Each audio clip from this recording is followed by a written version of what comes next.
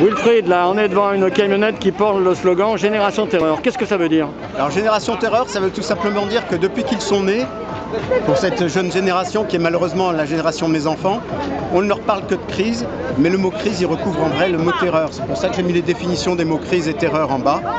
Et ils ont eu la terreur de ne pas avoir un emploi, ça a été la terreur économique. Ils ont eu la terreur de ne plus pouvoir voler, plus pouvoir se chauffer, plus pouvoir rouler, ça a été la terreur énergétique.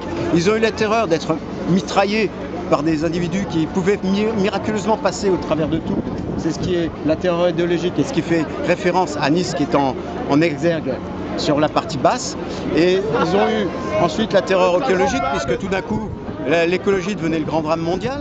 Et maintenant ils ont la terreur épidémique. Et donc la question qui se pose aujourd'hui, c'est à quelle sauce de terreur seront-ils mangés en 2022, puisque comme tout ça s'effondre petit à petit, il va bien falloir qu'ils inventent une nouvelle terreur pour les élections présidentielles, pour dire mais non, c'est nous les chefs, c'est nous les dieux, grâce à nous vous vivez dans la terreur, mais grâce à nous toutes les terreurs disparaissent. Au-delà des élections présidentielles de 2022, qu'est-ce que vous voyez comme perspective pour vos enfants dont vous venez de parler?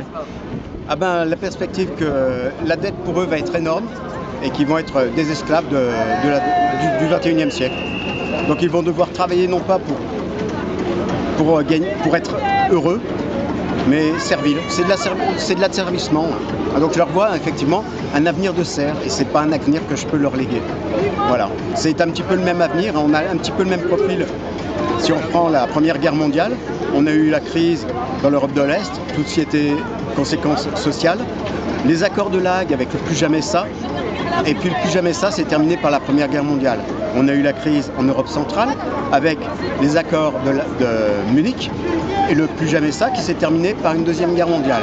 On a eu la crise en Europe de l'Ouest avec les accords de Biarritz et donc ben non, je suis désolé mais je lègue pas la troisième guerre mondiale à mes enfants. Mais vous pouvez les inciter justement à ce que leur avenir soit meilleur que ce que vous êtes en train de décrire? Oui, qu'ils le prennent en main. Si vous y allez voir sur le site date2020.fr, c'est l'objectif DAD2020.fr. C'est l'objectif, c'est de dire on revient à la démocratie, la vraie démocratie, c'est-à-dire qu'on est sur une démocratie, ce qu'on appelle aléamétrique.